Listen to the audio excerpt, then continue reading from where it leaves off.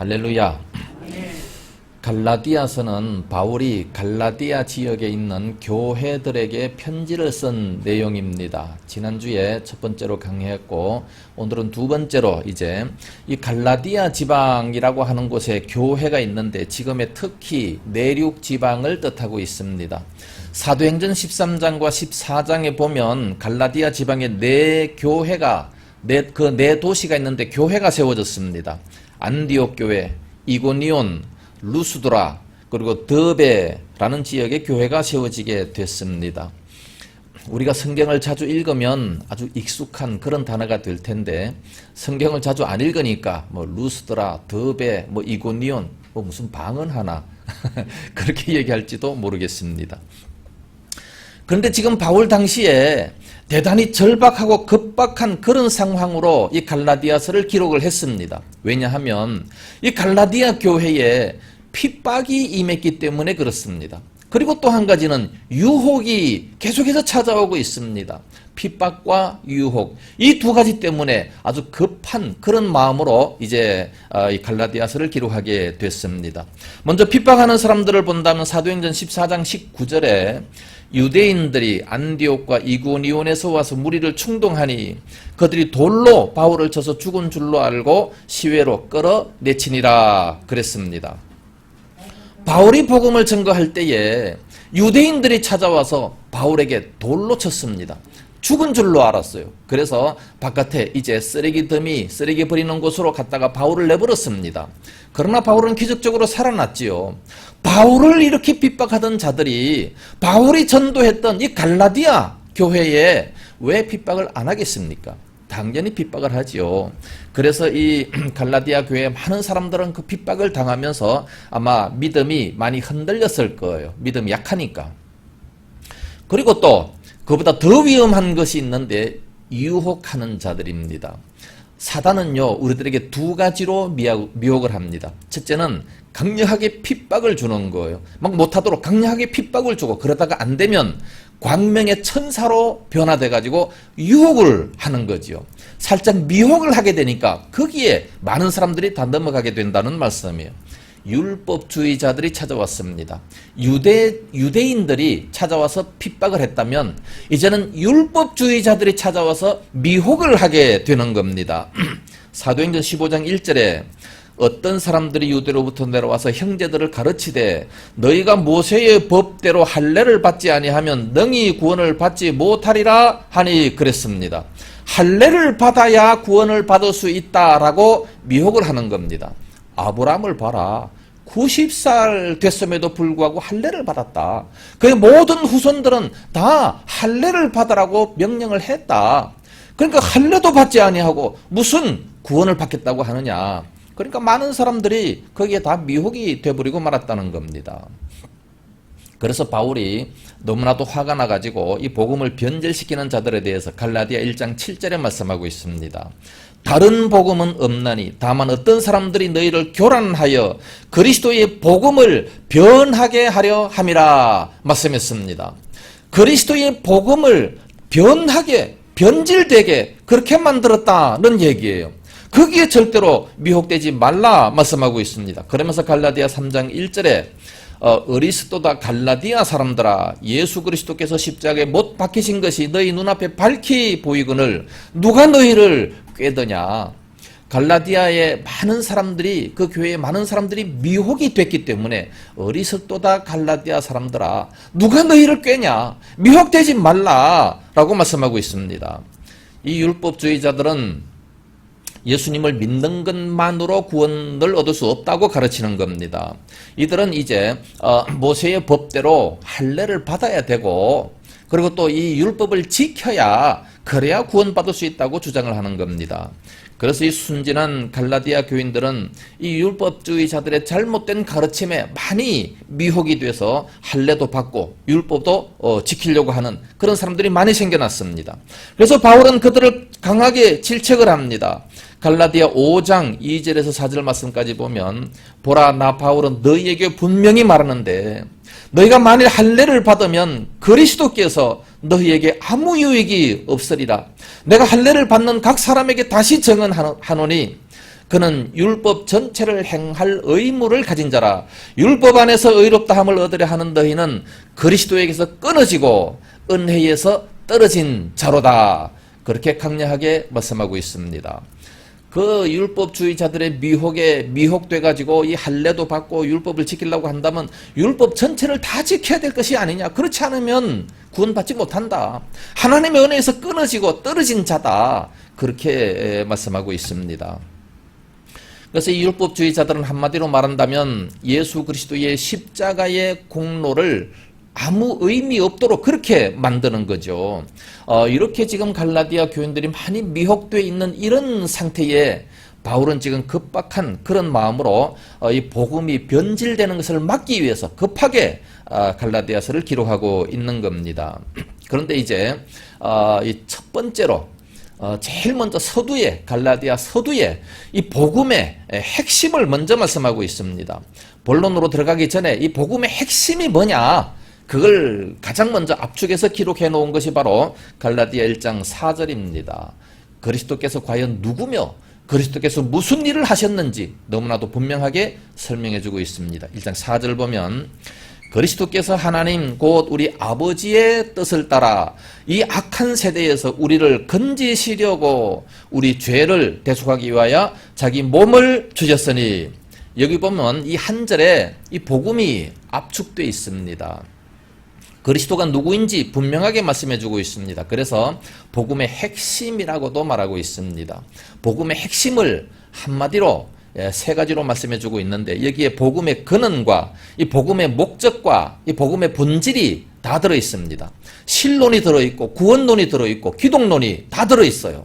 요 한 절에 얼마나 중요한 구절입니까? 자세하게 한번 살펴보겠습니다. 첫 번째로는 복음의 기원입니다.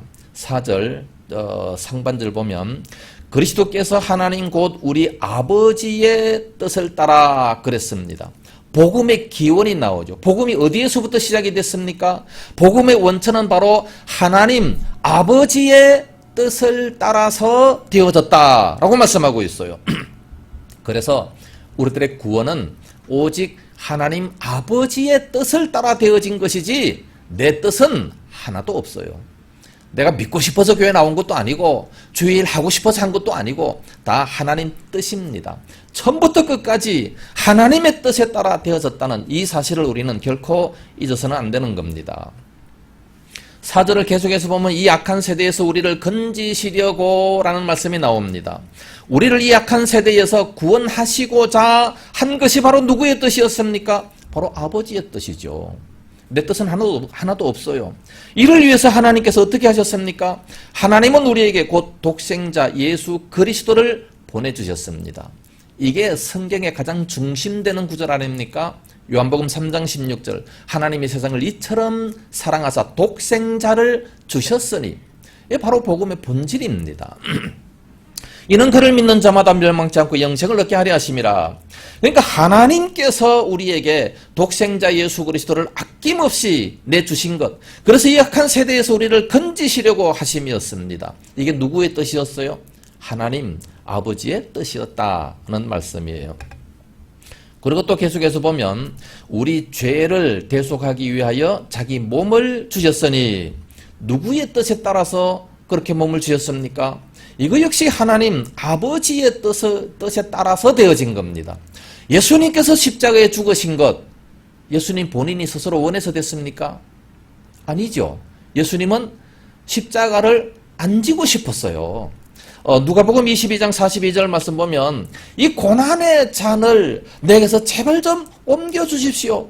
그러나 나의 원대로 마옵시고 아버지의 원대로 되기를 원하나이다. 그 고난이 너무 극심하니까 예수님은 사실 안 지고 싶었던 그런 마음이었습니다. 그러나 아버지의 뜻에 따라서 예수님은 십자가를 지셨다는 말씀이죠. 그러므로 이 모든 것은 다 아버지의 뜻입니다. 복음의 기원은 아버지입니다. 하나님이십니다. 우리가 구원받게 된 것은 바로 율법주의자처럼 어떤 공로가 있어야 되는 것이다, 내가 할례를 받아야 된다, 그게 아니고 하나님께서 이미 그렇게 선택을 하셨다는 겁니다. 그래서 우리가 예수님을 믿게 된 거죠. 율법주의자들은 613가지나 되는 이 율법을 다 지켜야 그래야 구원받을 수 있다고 얘기를 합니다. 그래서 유대인들은요, 막 열심히 지켜요. 날과 달을 지키고, 뭐 절기를 지키고, 뭐 아주 막 열심히 지키고 있습니다. 그래서 참 그 사람들은 대단한 사람이다. 우리가 그렇게 얘기를 해요. 이스라엘 가보세요. 그 바리새인들 봐보세요. 뭐 금요일 저녁 때면 뭐 철저하게 문 다 단속하고 가서 예배를 드리며 뭐 정말 열심히입니다. 구원받으려고. 우리는 구원받으려고 하는 것이 아닙니다. 구원은 전적으로 하나님의 뜻에 따라 이루어지는 하나님의 은혜일 뿐입니다. 우리가 부모님을 통해서 태어났어요. 누구 뜻입니까? 내가 태어나고 싶어 태어났습니까? 아니죠. 부모의 뜻에 의해서 우리가 태어난 겁니다. 끝까지 우리는 부모의 자식이에요. 하나님께서 이미 그렇게 우리를 선택하셨기 때문에 그러므로 우리는 율법을 지켜서 되는 게 아니고 처음부터 하나님의 자녀라는 말씀입니다. 그래서 우리는 오늘날 예수님을 믿고 구원받게 된 것은 무조건 감사해야 됩니다. 무조건 이 놀라운 은혜, 선택해 주심에 무한 감사를 드려야 됩니다. 그래도 모자라는 거예요. 늘 울어도 그래도 그 은혜에 보답지 못한다고 찬송하고 있지 않습니까? 요한복음 1장 12절과 13절 말씀 보면 영접하는 자 곧 그 이름을 믿는 자들에게는 하나님의 자녀가 되는 권세를 주셨는데 이는 누구에게로부터 말미암았느냐? 이는 혈통으로나 육중으로나 사람의 뜻으로 나지 아니하고 오직 하나님께로부터 난 자들이니라 말씀했습니다. 우리의 혈통으로 된 것이 아니에요. 육중으로 된 것이 아닙니다. 사람의 뜻으로 됐다는 것이 아니고 내가 믿고 싶어서 믿어졌다라는 것이 아니고 하나님께로부터 난 자들이다. 그렇게 말씀했어요. 그래서 예수님을 믿고 하나님의 자녀된 것은 바로 하나님으로부터 난 자들이 그렇게 믿고 자녀가 된다는 말씀이에요. 그러므로 이 복음의 기원은 바로 하나님 뜻으로 되어졌다는 말씀입니다. 사도 바울은 계속해서 그렇게 말씀합니다. 에베소서에도 보면 1장 5절에 우리가 예수님을 믿고 하나님의 자녀가 된 것은 하나님의 뜻으로 됐다는 것을 계속해서 강조합니다. 그 기쁘신 뜻대로 우리를 예정하사 예수 그리스도로 말미암아 자기의 아들들이 되게 하셨으니 누구로 말미암아? 그 기쁘신 뜻대로 우리를 예정해서 하나님의 자녀가 되게 했다 말씀합니다. 누가 하셨어요? 하나님이. 하나님의 아들, 딸 되는 것은 하나님의 기쁘신 뜻에 따라 되어졌다라는 것을 말씀합니다. 그리고 에베소 1장 4절에 보면 곧 창세 전에 언제 그렇게 선택했느냐? 창세 전에 그리스도 안에서 우리를 택하사 우리로 사랑 안에서 그 앞에 거룩하고 흠이 없게 하시려고 우리를 선택하셨다 말씀하고 있습니다. 창세 전에 이미 이렇게 선택해놓고 그리고 이렇게 믿게 하셨다라는 말씀입니다. 얼마나 감사합니까? 만약에 우리들의 행위에 따라서 구원이 이렇게 좌우된다면 얼마나 불안하겠습니까? 아니 아버지가 자식을 낳아놓고 그래 너는 내 자식이야 맘대로 살아 편하게 살아 그러면 좋을 텐데 613가지나 되는 그 많은 계명들을 만들어 놓고 여기에서 한 가지라도 어기면 너 호적을 다 파버릴 거야. 그러면은 얼마나 불안하겠습니까? 막 불안해서 어떻게 해서 이 제대로 지키려고 할 수 있는 그 방법이 없을 거예요. 너무 힘들 겁니다. 그래서 그런 수고하고 무거운 짐진자들아 다 예수님께 나와라 말씀하고 있습니다. 율법을 지키려고 그렇게 노력하고 힘든 그 모든 백성들아 다 내게로 오라 너희를 쉬게 하리라 말씀했습니다. 그래서 우리의 구원은 전적으로 하나님의 선하시고 기뻐하시고 온전하신 뜻에 따라 이루어지게 됐다는 말씀입니다. 복음의 기원은 오직 하나님 아버지의 뜻에 따라 되어진 겁니다. 할렐루야. 얼마나 감사해요. 오늘날 우리들 예수 믿게 된 것이 바로 하나님의 뜻에 따라 되어진 겁니다. 내가 열심히 교회 나와서 하나님의 자녀가 됐다. 그게 아니라는 거죠. 그래서 가끔 결석해도 너는 구원받았다. 하나님께서 그렇게 말씀하셔요. 얼마나 감사해요. 가끔 삐딱한 길로 가도 이미 예정을 해서 창세 전에 다 예정하고 내 하나님의 자녀다 말씀하고 있는 겁니다. 아버지가 자녀를 낳는데 그 자녀가 삐딱하게 나가고 잘못된 길로 나가요. 그러면 좀 아버지의 마음이 상하기는 하죠. 그래도 아버지의 자녀입니다. 할렐루야. 두 번째로 복음의 목적입니다. 복음의 목적이 뭡니까? 4절 중반절 보면 이 악한 세대에서 우리를 건지시려고 말씀하고 있습니다. 이 악한 세대에서 우리를 건지시는 것이 바로 목적입니다. 이 악한 세대, 이 세대가 왜 악해졌습니까? 세대는 대단히 악해졌습니다. 요한일서 5장 19절 말씀 보면 우리는 하나님께 속해 있고 온 세상은 악한 자 안에 처한 것이며 라고 말씀하고 있어요. 온 세상은 악한 자 안에 처해 있다. 악한 자가 누굽니까? 마귀 사탄이죠. 이 세상은 전부 다 사단에게 속해 있다라는 말씀입니다. 그래서 어떻게 해서라도 이 세대가 참 이 악한 자에게 속해져 있는데 여기에서 우리는 구원을 받아서 뽑아내서 따로 모인 장소, 그게 바로 교회입니다.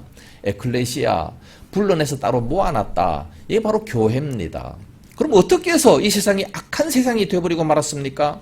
그거는 인간들의 타락 때문입니다. 본래 하나님께서는요, 이 세상을 아름답게 창조했습니다. 처음에 천지 창조하실 때에 6일 동안 천지를 다 창조하시고 난 이후에 하나님께서 뭐라고 말씀하셨습니까?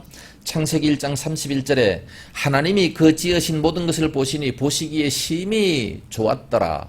하나님께서 보실 때에도 심히 좋았다고 말씀하고 있습니다. 이렇게 아름다운 이 자연 세상을 인간이 다스리도록 위임을 해주셨습니다. 창세기 1장 27절에 생육하고 번성하여 땅에 충만하라. 땅을 정복하라. 바다의 고기와 공중의 새와 땅이 움직이는 모든 생물을 다스리라 하시니라. 우리 인간들에게 이렇게 이 아름다운 세상을 다스리도록 권세를 주셨습니다. 그런데 아담과 하와가 어떻게 했습니까? 사단의 꾀임에 빠져가지고 하나님을 거역하고 선악과를 따먹어버리고 말았습니다. 그 결과로 말미암아 인류는 하나님의 창조하신 이 자연계를 다스릴 수 있는 권세를 다 상실해버리고 말았다는 거지요. 이거는 마치 에서가 보잘것없는 그 팥죽 한 그릇 때문에 장자권을 상실해버린 것과 똑같은 그런 이치입니다. 아담과 하와가 사단의 미혹을 받아서 선악과를 따먹고 난 이후에 이제 모든 자연계를 사단에게 다 넘겨주게 됐는데, 그래서 이 악한 자, 곧 마귀가 다스리는 그런 세상이 되어버리고 말았다는 겁니다. 그렇게 됐다는 사실을 우리가 어떻게 할 수 있습니까? 사단이 한 말을 통해서도 우리가 분명히 알 수 있어요. 예수님께서 40일 동안 금식하고 난 이후에 사단이 찾아왔습니다. 찾아와서 뭐라고 말합니까? 누가복음 4장 5절에서 7절 말씀까지 보면 마귀가 또 예수를 이끌고 올라가서 순식간에 천하 만국을 보이며 이르되 이 모든 권위와 그 영광을 내가 네게 주리라. 이것은 내게 넘겨준 것이므로 내가 원하는 자에게 주노라. 그러므로 내가 만일 내게 절하면 다 네 것이 되리라. 사단이 이렇게 얘기를 했어요. 예수님을 보고 사단 자기에게 절해라. 그러면 천하 만국 모든 것을 다 네게 주겠다. 아니, 사단이 줄 게 뭐가 있습니까? 근데 사단이 분명히 이것은 내게 넘겨준 것이므로 내가 원하는 자에게 줄 수 있다. 그렇게 얘기하는 거예요. 이 모든 세상은 전부 다 사단에게 넘겨준 것이다 라고 얘기합니다. 그래서 인간이 타락하고 난 이후에 이 모든 세상은 다 사단이 주관해버리고 말았다는 얘기입니다. 그래서 이 세상은 악한 세대가 돼버리고 말았어요. 그래서 어쩔 수 없이 노아 홍수를 내서라도 온 세상을 다 쓸어버리고, 그럼에도 불구하고 사탄이 다스리니까 계속해서 악한 자가 있을 수밖에 없는 거 아니겠어요? 세상은 점점 더 악해지고 있는 겁니다. 이 악한 세대에서 우리를 건지시기 위하여 독생자 예수 그리스도를 이 땅에 보내셨다는 겁니다. 예수님을 이 땅에 보내셨기 때문에 우리의 힘으로는 절대로 건짐을 받을 수가 없어요. 예를 들어서 홍수가 났습니다. 사람이 거기에 빠졌습니다. 우리 스스로 거기에 막 빠져나오기 위해서 막 목을 잡아 당기고 머리카락을 끝까지 올려보세요. 그러면 사람이 떠올라옵니까? 안 되지요. 아무리 세게 막 힘을 가지고 올린다 할지라도 안 됩니다. 바깥에서 누가 줄을 던져준다든지 누가 이렇게 건져 올릴 때 비로소 올라올 수 있는 거예요. 이 악한 세대에서 우리 스스로가 구원받기 위해서 아무리 613가지나 되는 율법을 다 지켜 행한다 할지라도 구원받을 수가 없는 거예요. 혼자 스스로는. 그래서 독생자 예수 그리스도를 이 땅에 보내셨다라고 말씀하고 있는 겁니다. 지금 갈라디아 교인들을 이렇게 미혹하고 있는 겁니다. 이 율법주의자들이 바로 그렇죠. 이 율법주의자들의 문제가 바로 그렇습니다. 할례를 행해야 된다. 할례, 아브라함도 할례를 받았다. 그의 모든 후손들은 다 할례를 받으라고 모세 율법에 기록이 돼 있다. 그렇게 주장을 하는 겁니다. 그러니까 그것을 지켜야만이 구원받을 수 있다고 말을 하는데 오늘날 이와 같은 이단들이 대단히 많습니다. 예수님을 빼놓고 다른 곳으로 말미암아 구원을 받으려고 하는 자들이 얼마나 많은지 지금 신천지 이단도 그러고 모든 이단들이 다 그렇지 않습니까? 모든 이단들은요 교주가 있어요. 교주 자기를 믿으라는 겁니다. 그리고 물질을 거둬요. 돈을 빼앗습니다. 절대 그런 데 미혹돼서는 안 됩니다. 우리가 성경을 정말로 바로 깨달아 수 있어야 됩니다. 율법주의자들이 주장하는 것처럼 율법을 지켜야만이 구원을 받는다라고 한다면 예수님께서 왜 이 세상에 오셨습니까? 예수님께서 왜 십자가에 돌아가셨습니까? 그럼 죽을 이유가 아무것도 없지 않습니까? 율법으로 구원받는데 뭐하러 예수님이 오셔요? 필요가 없는 거죠. 그러나 예수님은 2000년 전에 이 땅에 오셨고 우리를 위하여 대신 십자가에 죽어주셨습니다. 그러므로 말미암아 그 모든 죄가 우리의 죄가 다 용서가 됐죠. 죄의 사건 사망이기 때문에. 세 번째로 복음의 본질입니다. 4절 하반절 말씀 보면 우리 죄를 대속하기 위하여 자기 몸을 주셨으니 그랬습니다. 이 복음의 본질은 바로 예수 그리스도께서 우리 죄를 위하여 십자가에서 희생 제물이 되셨다라는 말씀입니다. 왜 그렇게 희생 제물이 돼야 됩니까? 죄의 사건 사망이기 때문에. 이 세상에 의인은 하나도 없어요. 로마서 3장 10절 말씀과 23절 보면 기록된 바 의인은 없나니 하나도 없으며 모든 사람이 죄를 범하였음에 하나님의 영광에 이르지 못했다 말씀하고 있습니다. 그래서 모두가 다 죄인인데 거기다가 로마서 6장 23절에 죄의 싹은 사망이라 죽어야 됩니다. 지옥 가야 됩니다.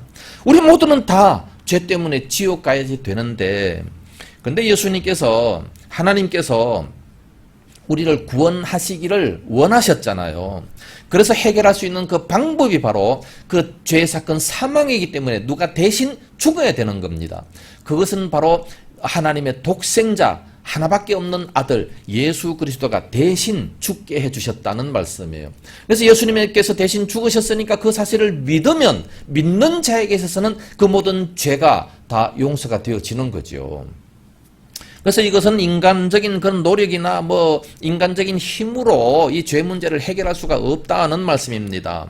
로마서 3장 20절에 분명히 말씀하고 있어요. 그러므로 율법의 행위로 그의 앞에 의롭다 하심을 얻을 육체가 없나니 율법으로는 죄를 깨달음이니라 말씀했습니다. 율법의 행위로 의롭다 하심을 얻을 육체가 하나도 없다라고 말씀하고 있습니다. 정말로 그렇습니다. 우리 인간적인 노력으로는 어떻게 죄의 문제를 해결할 수가 없어요. 이 책상에 더러운 것이 가득한데 이를 깨끗하게 하기 위해서는 어떻게 해야 됩니까? 깨끗한 예수님의 보혈로 거룩한 보혈로 닦아야 되는데 그렇지를 못하고 더러운 걸레로 닦아요. 아무리 더러운 걸레로 아무리 많이 닦아봤자 책상은 계속해서 더러울 수밖에 없다는 겁니다. 우리 모두는 다 죄인이기 때문에 의인이 없기 때문에 아무리 스스로 노력해도 그것은 할 수가 없다는 것을 말씀해주고 있는 겁니다. 그래서 죄를 해결할 수 있는 방법이 뭐냐? 오직 한 가지, 용서받는 길밖에 없어요. 그 죄를 해결할 수 있는 것은 하나님으로부터 말미암아 용서받는 길 이거 외에 다른 길이 없다는 겁니다. 이 용서받기 위해서 예수님께서 대신 오셨잖아요. 대신 죽어주셨잖아요. 십자가에 죽으셨어요. 이것이 바로 그것을 믿는 그래서 죄가 없어지는 이것이 유일한 구원의 방법입니다. 사도행전 4장 12절에 다른 이로서는 구원을 얻을 수 없나니 천하 사람 중에 구원을 받을 만한 다른 이름을 우리에게 주신 일이 없음이니라. 천하 인간 모든 사람들에게서 구원받을 다른 이름을 주신 일이 없다 말씀하고 있습니다. 그래서 우리 예수님께서 십자가에 죽으심으로 말미암아 우리들의 모든 죄를 다 해결하시고 우리는 용서함을 받았습니다. 그래서 죄 문제가 해결이 된 거죠. 그래서 우리는 진정한 구원의 역사가 이루어지게 되는 겁니다. 이게 바로 구원의 본질입니다.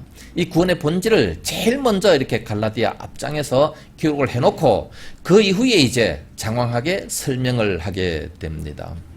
오늘 말씀을 한번 정리를 해본다면 4절에서 복음의 핵심, 곧 복음의 진수를 세 가지로 설명을 했습니다. 복음의 기원이 뭡니까? 하나님 곧 우리 아버지의 뜻을 따라, 아버지의 뜻이었어요. 복음의 목적이 무엇입니까? 이 악한 세대에서 우리를 건지시는 겁니다.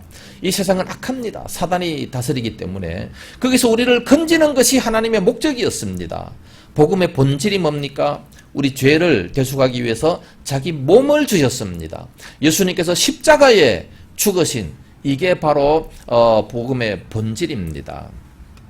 지금 바울이 이렇게 갈라디아 교인들을 통해서 이런 말씀을 하고자 하는 그 의도가 뭡니까?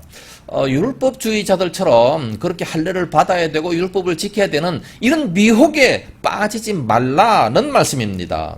우리 예수 그리스도의 대속의 죽으심, 이 한 가지로 구원은 충분하다라는 것을 말씀해주고 있습니다. 오늘날 우리들도 우리가 지은 모든 죄, 우리는 저절로 태어나면서부터 죄인입니다. 어떤 사람들은 태어날 때 가장 선하다고 얘기합니다. 그게 아니라 태어날 때 가장 악합니다. 가장 악한데 그 죄를 자꾸만 점점 없애버리는 거예요. 태어나면 가장 이기심이 많고 가장 자기밖에 모르고 자기한테 조금만 못해주면 그저 울고 보채고 난립니다. 우리가 성숙했다라는 것이 뭐예요? 성숙했다라고 하는 것은 남을 배려하는 겁니다. 이렇게 배려해주는, 이게 바로 성숙한 인격이 되어지는 거예요. 그런데 어린아이는 가장 이기적이에요. 자기밖에 모르는 겁니다. 가장 큰 죄인입니다. 그러니까 태어날 때부터 우리는 죄인이에요. 이 사실을 인정을 해야 됩니다. 그래서 태어날 때부터 우리가 죄인이었는데 예수 그리스도께서 십자가의 죽으심으로 말미암아 우리의 모든 죄를 다 용서해 주셨다. 이 사실을 알고 믿을 때 우리는 하나님의 은혜로 구원이 주어지게 된다는 말씀입니다. 그러니 정말 너무 감사한 얘기죠. 그래서 이제 5절에 이렇게 말씀합니다. 영광이 그에게 세세토록 있을지어다. 아멘. 왜 우리는 하나님께 세세토록 영광을 돌려야 됩니까? 우리의 구원이 전적으로 하나님 뜻에 따라 된 것이기 때문에 그래서 영광을 돌리는 거죠. 율법의 행위나 나의 노력으로 된 것이 아니기 때문에 구원은, 저 천국은 하나님의 은혜로 선물로 주어주셨기 때문에 그러므로 당연히 하나님 앞에 모든 영광을 돌려야 된다는 말씀이에요. 그것도 세세토록 돌려져야 되는 겁니다. 그럼 우리는 어떤 일을 해서 하나님께 영광을 돌립니까? 고린도전서 10장 31절 말씀 보면 그런즉 너희가 먹든지 마시든지 무엇을 하든지 다 하나님의 영광을 위하여 하라. 우리가 먹는 것도 마시는 것도 무슨 일을 하든지 다 하나님 영광을 위해서 해야 되는 겁니다. 그래서 밥 먹을 때 기도하잖아요. 감사하면서 하나님 영광을 위해 쓰임받기 위해서, 건강해서 쓰임받기 위해서 이렇게 기도하면서 밥을 먹습니다. 마시는 것도 마찬가지예요. 마시는 것도 하나님 영광을 위해서 마셔야 됩니다. 근데 술을 마시는 사람들이 술을 딱 마시면서 하나님 영광을 위하여 쫙 영광이 됩니까? 아니 술을 마시면서 추태를 부리는데 그게 무슨 하나님께 영광이 돼요? 그래서 우리는 하나님께 영광을 돌리기 위해서는 안 마셔야 되는 겁니다. 술은. 좋은 거를 먹어야죠. 하나님께서 왜 술은 마시지 말고 레위기에 보면 이런 거 먹어라 먹지 말라 먹어라 먹지 말라 왜 그렇게 말씀하고 있어요? 우리가 자식을 낳았어요. 자식을 낳는데 그 자식은 꼭 불량식품만 좋아해요. 문방구 앞에 가면 꼭 불량식품 뭐 설탕으로 뭐 만들어가지고 희한한 이런 것만 좋아가지고 그걸 자꾸 먹으려고 그래. 그런데 부모들은 그거 먹지 마라. 왜 그래요? 본인의 건강을 위해서 그렇게 얘기하는 거예요. 자기의 건강을 위해서 부모는 미리 다 알기 때문에 이런 거 먹어야 된다, 저거 먹지 말아야 된다 그렇게 얘기하는 겁니다. 마찬가지로 레위기에서 이건 먹어라, 저건 먹지 말라 말씀하고 있는 것은 다 우리의 건강을 위해서, 나를 위해서 그렇게 말씀하시는 거예요. 모든 율법은 누구를 위한 겁니까? 나를 위한 거예요.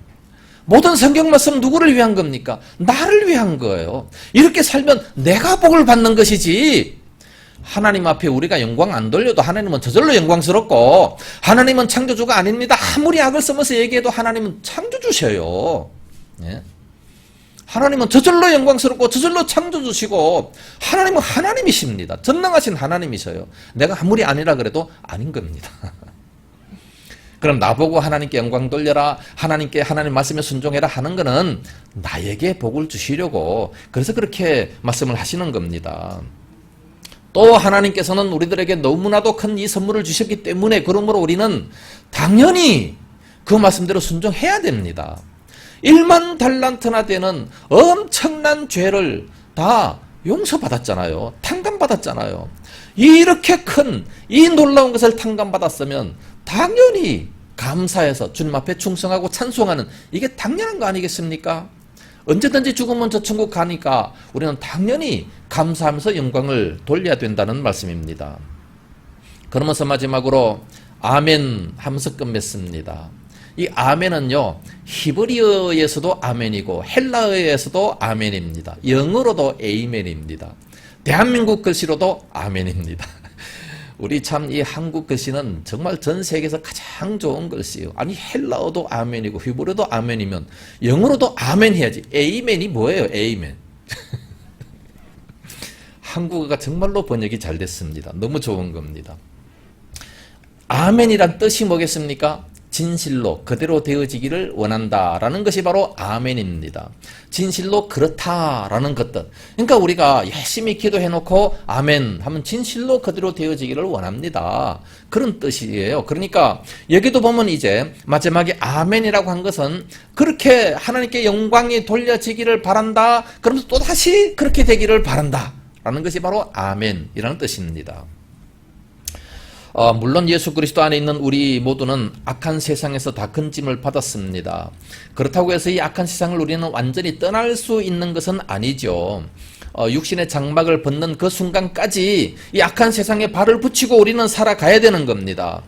문제는 우리가 이 악한 세대를 본받아서는 안 되는 겁니다. 이 세상에 산다고 해서 이 악한 세상을 본받아서는 안 된다는 말씀이죠. 그래서 이 세상에 살아갈 때 여러 가지 어려운 시험들이 많이 있습니다. 악한 것들이 많이 있습니다. 악한 자가 다스리기 때문에 악한 것이 많이 있어요. 정치도 악한 것이 대단히 많이 있습니다. 그걸 본받아서는 안 된다는 거죠. 그래서 예수님은 주기도문에 우리를 시험에 들게 하지 마옵시고 이 악에서 구하시옵소서 그렇게 기도하라 말씀했습니다. 악한 것에 빠지지 않도록 사기당하지 않도록 기도하라는 겁니다. 기도해야 돼요. 시험 들지 않도록 기도해야 되는 겁니다. 우리는 이 악한 세상에서 완전히 벗어나 살 수는 없지만 그러나 물들어 살면 안 되는 겁니다. 배는 큰 물 위에 떠 있습니다. 물 위에 떠 있기 때문에 물이 배 안에 침투하지를 못해요. 그러나 작은 구멍이 나가지고 물이 뱃속으로 들어오면 어떻게 해야 됩니까? 빨리 막아야 되고 들어온 물은 빨리 퍼내야 되는 거예요. 그렇지 않으면 그 배는 가라앉고 마는 겁니다. 마찬가지로 우리가 이 세상에 살면서 악이 가득한 이 세상에 살면서 악이 내 몸속으로 들어오지 못하도록 만들어야 됩니다. 이미 들어왔다면 빨리 퍼내야지요. 더 이상 막아야 됩니다. 들어오지 못하도록 해야 되는데 계속해서 들어오다 보면 죄가 장성한 즉 사망이 이루고 마는 거예요. 지옥에 들어간다는 말씀이죠. 그러면서 로마서 12장 2절에 이렇게 당부했습니다. 바울은 너희는 이 세대를 본받지 말고 오직 마음을 새롭게 함으로 변화를 받아 하나님의 선하시고 온전하시고 기뻐하신 뜻을 분별하도록 하라. 하나님의 선하신 그 뜻을 분별해서 그대로 살아가라는 말씀입니다. 물고기는요 물살이 아무리 험해도 아무리 심해도 물결을 헤쳐서 올라갑니다. 살아있으니까. 그런데 죽은 물고기는 어떻게 해요? 물결이 가는 대로 따라갑니다. 물결이 폭포로 가면 그거 따라 떨어지고 뭐 똑같이 그냥 물결이 가는 대로 가버리는 거예요. 우리는 과연 살아있는 신앙입니까? 죽어있는 신앙입니까? 세상 문화 따라서 그대로 따라가면은 세상이 그렇게 가니까 뭐 어쩔 수 없어. 그대로 살아야지. 세상 물결 따라서 저렇게 친한 친구가 뭐 술 먹고 담배 피우고 다 하는데 요즘 세상에는 권사들도 다 먹어. 그럼 다 갖다 세상 따라가는 거예요. 그게 바로 배가 빵꾸가 난 겁니다. 물이 이제 계속 들어오는 겁니다. 그게 장성한 적 결국은 빠지고 사망에 이르러버리고 마는 겁니다. 세상 문화가 아무리 화려하고 아무리 세상 문화가 뭐 기가 번쩍한다 할지라도 따라가면 안 되는 거예요. 우리는 하나님을 따라가야 됩니다. 우리는 살아있는 신앙이 되어야 됩니다. 은혜로 구원받은 우리는 이 세대를 본받지 말고 정말 하나님께서 기뻐하시는 것, 하나님의 선하신 뜻이 무엇인지 분별해서 그 뜻대로 살아감으로 말미암아 이후에 우리가 주님 앞에 설 때에 우리 모두가 다 잘했다 칭찬받는 아름다운 믿음이 될 수 있기를 예수님 이름으로 축복합니다.